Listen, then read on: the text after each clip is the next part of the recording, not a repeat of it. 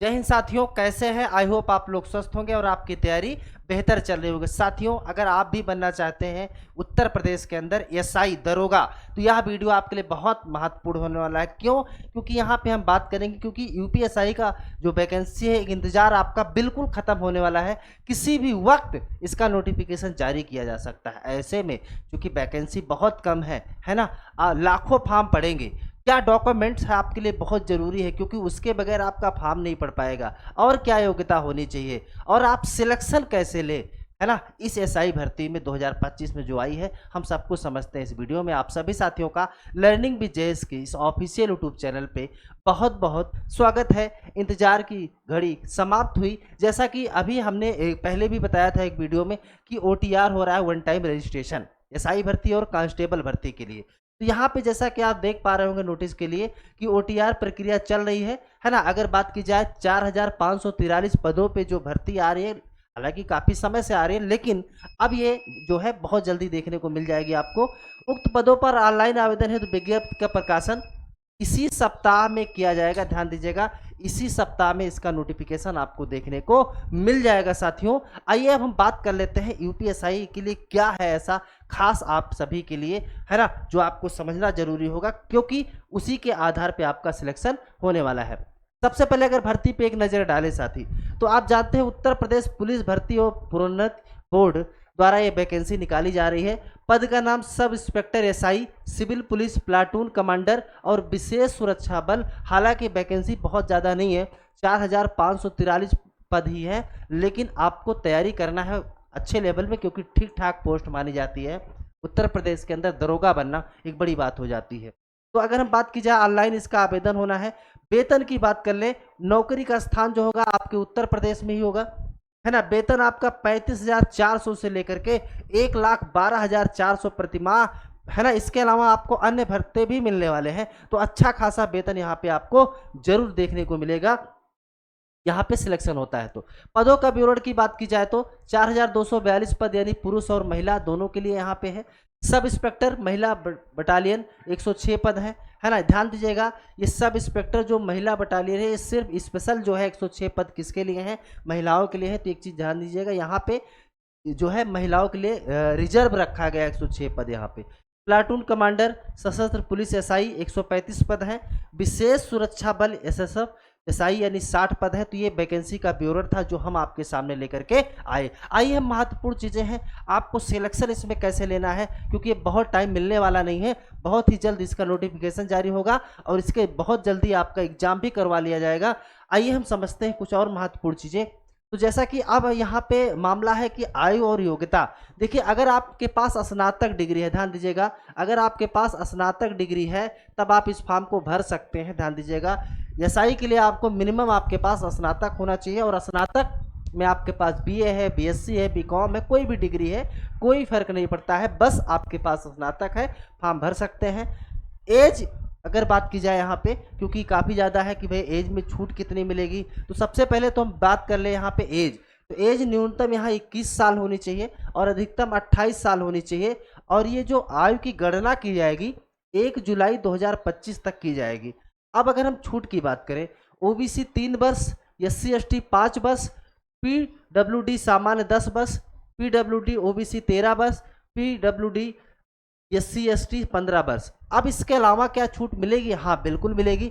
ये तो एक एज है भाई जो ली जा रही है। इसके अलावा प्रत्येक श्रेणी को 3 वर्ष की अलग से छूट मिलने वाली है। ध्यान दीजिएगा, ये जो छूट मिल रही है ना, एससी ओबीसी पीडब्ल्यूडी, ये तो मिलेगी, लेकिन इसके अलावा सभी कैटेगरियों को 3 साल की अतिरिक्त छूट दी जाएगी। वो इसलिए दी जाएगी क्योंकि वैकेंसी जो आई है काफ़ी समय के बाद आई है। ध्यान दीजिएगा, तो 3 साल की छूट मिलने वाली है। 21 से 28 वर्ष है, 28 3 31 जोड़ लीजिए अगर आप जनरल से हैं, बाकी 3 साल आप जोड़ते चलिए, ठीक है। तो 3 साल आपको अलग से छूट मिल जाएगी, बाकी ओबीसी एससी इसकी छूट आपको मिलेगी। उम्मीद है आप एज को समझ पाए होंगे। अब क्या और महत्वपूर्ण है वो समझ लेते हैं। अब अगर शारीरिक मानक की बात करें, यहाँ पे ये जरूरी हो जाता है। बहुत लोगों का मानना रहता है हमारी हाइट नहीं है ना। तो अब यहाँ पे ऊंचाई 168 सेंटीमीटर होनी चाहिए अगर आप जनरल ओबीसी एससी से तो हैं।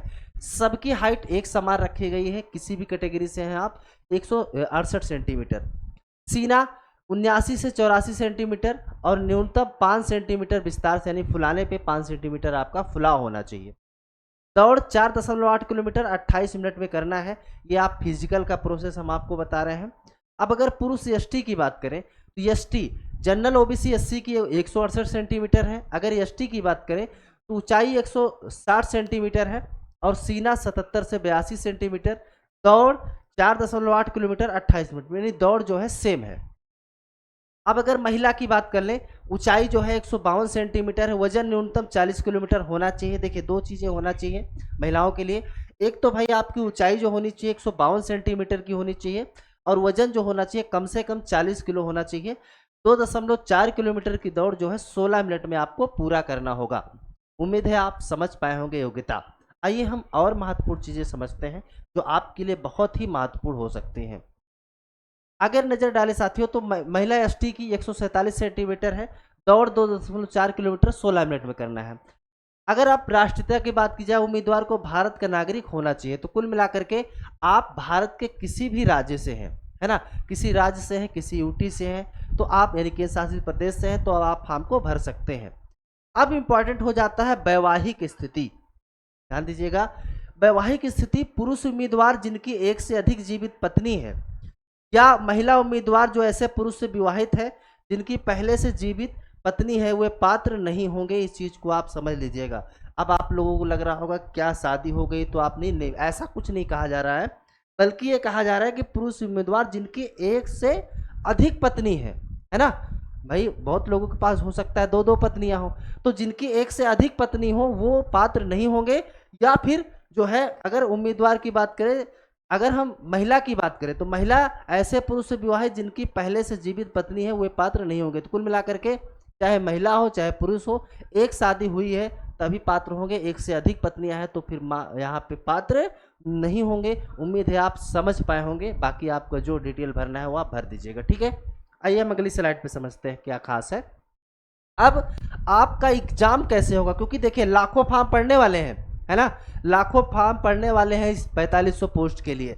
ऐसे में अगर आप अभी समझ लेंगे, अभी से तैयारी करना स्टार्ट कर देंगे तो आपका सिलेक्शन का जो है ना वो बहुत आसानी से हो सकता है। तो अगर हम बात करें ऑफलाइन OMR पर आधारित है इसका। प्रश्नों की संख्या 160, प्रत्येक 2.5 नंबर के हैं। कुल अंक 400, समय 2 घंटे मिलेगा। यहाँ पे 2 घंटे समय मिलना है। 400 अंकों का आपका पेपर है और जो आपका क्वेश्चन रहेगा वो 160। तो कुल मिलाकर के 2 घंटे में आपको 160 प्रश्न हल करने हैं। और यहाँ पे अब हम बात कर लेते हैं इसके सिलेबस की। तो सिलेबस सामान्य हिंदी 100 अंक की है, 400 में सामान्य हिंदी 100 अंक की। सामान्य ज्ञान, संविधान, कानून ये भी आपका 100 का है।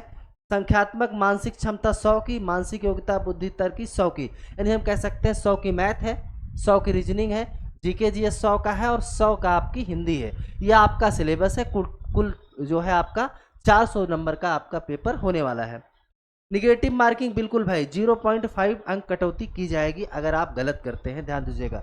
यानी कि अगर आपको एक जो है 160 प्रश्न है, ठीक है, अब 2.5 अंक मिलेंगे एक में। अगर आप गलत करते हैं तो आपका 0.5 है ना, 0.5 जो आपने सही किया है उसमें से काट लिया जाएगा। अगर आप एक क्वेश्चन गलत करते हैं तो आपको कोशिश करना है कि मैक्सिमम क्वेश्चन आप ऐसे करें जो गलत ना हो, ठीक है, गलत करने की कोशिश ना करें, क्वेश्चन सही करें। अभी आपके पास टाइम है, मॉक टेस्ट वगैरह करिए, है ना, उससे आपको इम्प्रूवमेंट जरूर देखने को मिलेगा। और क्या इंपॉर्टेंट है ये समझते हैं। अब दस्तावेज सत्यापन, शारीरिक मानक परीक्षण की बात कर लें। यहाँ पे आपको जो है उम्मीदवारों को पंजीकरण के समय अपलोड किए गए दस्तावेज प्रस्तुत करने होंगे। भाई जो आपने अपलोड किया है ऑनलाइन फॉर्म भरते समय, आपको वो बाद में आपको लगाना पड़ेगा। शारीरिक माप, ऊंचाई, सीना, वजन की जांच की जाएगी। शारीरिक दक्षता परीक्षण पेट में आप पुरुष जो है दौड़ वगैरह हमने बता ही दिया। फिर आपको कंप्यूटर टाइपिंग और शॉर्ट हैंड टेस्ट आपका होगा यहाँ पे, ठीक है। फिर आगे अगर बात की जाए मेडिकल टेस्ट और चरित्र सत्यापन, ध्यान दीजिएगा, मेडिकल टेस्ट और चरित्र सत्यापन आपका फिर मेडिकल करवाया जाएगा। फिर आपका करेक्टर सर्टिफिकेट देखा जाएगा। ये सारी की सारी चीज़ें हम आपके साथ चर्चा कर रहे हैं। अब यहाँ पे कुछ और छूट के बारे में, क्या भविष्य में कुछ और छूट दी जाएगी। देखिए अभी जो है उत्तर प्रदेश सरकार के द्वारा 3 वर्ष की छूट की मंजूरी दी गई है, ध्यान दीजिएगा। और SC ST OBC को PWD को जो है अतिरिक्त छूट पहले की तरह लागू रहेगी। अब OTR प्रणाली क्या है भाई, वन टाइम रजिस्ट्रेशन है, जिससे कि अभी आपको क्या करना है, अगर आपने OTR कर लिया है तो बहुत अच्छी बात है, वरना आज ही इसको कर लीजिए OTR, क्योंकि यहीं पे सारा डिटेल आपकी हो जाएगी। फिर आप फॉर्म आएगा तो आपको ज़्यादा इधर उधर कुछ ढूंढने की ज़रूरत नहीं रहेगा, नहीं तो एक तरफ आप अपनी तैयारी करेंगे, दूसरी तरफ आपको फॉर्म भरने की चिंता लगी रहेगी। आगे इसमें अगर हम और कुछ चीज़ें समझें, क्या शुल्क लगेगा भाई, 400 रुपये आपका शुल्क लगेगा फॉर्म भरने के लिए। क्या महिला उम्मीदवार आवेदन कर सकते हैं, बिल्कुल कर सकती हैं, और हमने पहले ही बताया 106 पद विशेष रूप से महिलाओं के लिए आरक्षित है। वेतन हमने चर्चा किया कि भाई 35,400 से अच्छा खासा वेतन यहाँ मिलने वाला है। आयु में छूट, बिल्कुल आपको 3 साल की छूट मिल जाएगी। और अगर कोई प्रश्न है आपके मन में यूपीएसआई भर्ती को लेकर के, है ना, तो आप कमेंट करके जरूर पूछिएगा साथियों। यहाँ तक आप आए हैं, चैनल पे नए हैं तो एक बार जाकर के चैनल को सब्सक्राइब करिए, वीडियो पसंद आया हो तो लाइक करिए, शेयर करिए दोस्तों में। बहुत जल्द नेक्स्ट वीडियो में मिलते हैं, तब तक के लिए आप सभी साथियों का बहुत बहुत धन्यवाद। जय हिंद।